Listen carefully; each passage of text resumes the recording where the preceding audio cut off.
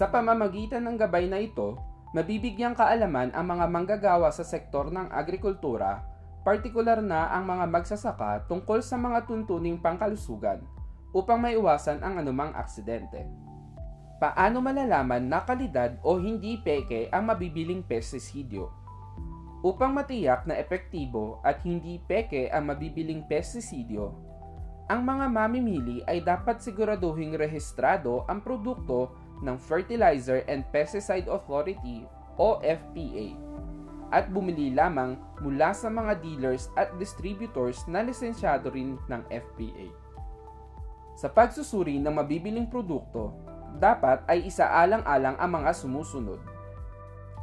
Una, suriin ang basyo ng pestisidyo kung may nakalagay na FPA registration number at i-verify ito sa FPA website gamit ang link na inyong nakikita.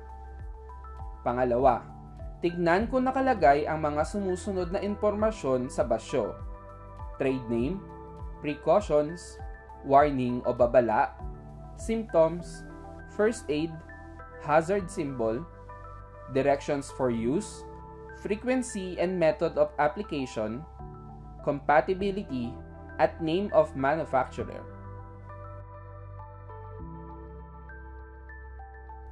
Ang gabay na ito ay hatid sa inyo ng Fertilizer and Pesticide Authority. Para sa karagdagang impormasyon, bumisita lamang sa FPA website o mag-email sa info.dafpa@gmail.com.